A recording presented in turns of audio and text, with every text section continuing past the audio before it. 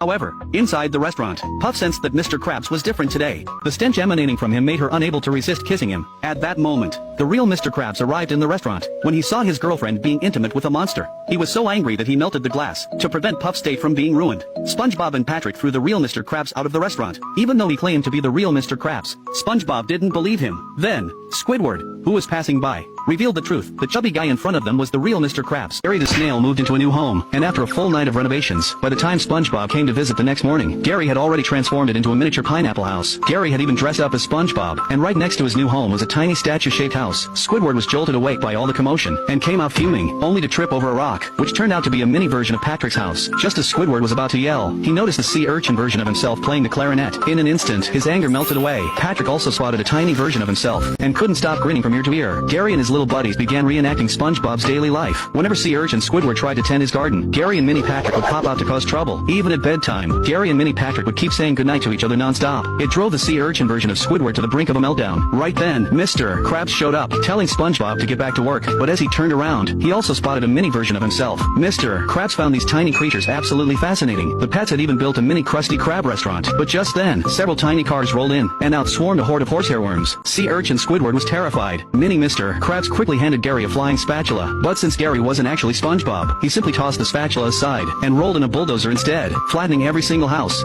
The next day, SpongeBob frantically turned the ice cream parlor into a warship and marched straight for the Krusty Krab. But Mr. Krabs wasn't panicking at all. He'd already figured out a plan.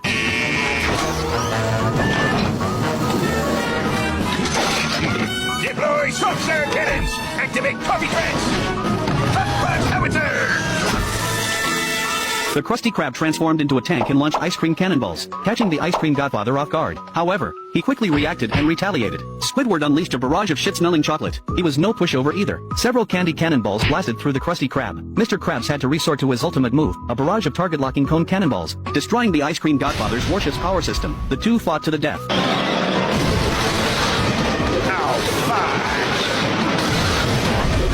Neither would concede defeat.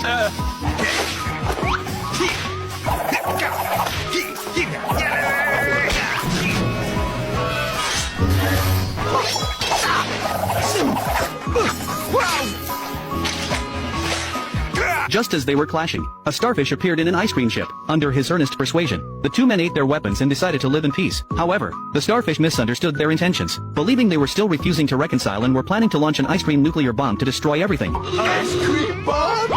Wait! We've already stopped fighting! What? I can't hear you! Hold on, I'll be right down. On the way! With the launch of the ice cream bomb, accompanied by a massive mushroom cloud, delicious ice cream appeared all over Bikini Bottom. So, where did Squidward go? Will someone please get me down?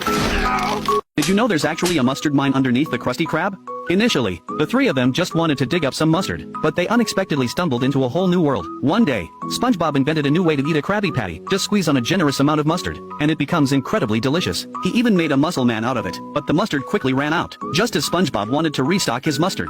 Mr. Krabs was furious because SpongeBob had already used up all the mustard. To mitigate his losses, Mr. Krabs ordered them to go into the mine to dig up more free mustard. Just as Patrick finished the last bag of mustard, Mr. Krabs ordered Patrick to join them. The three of them arrived at the mine entrance.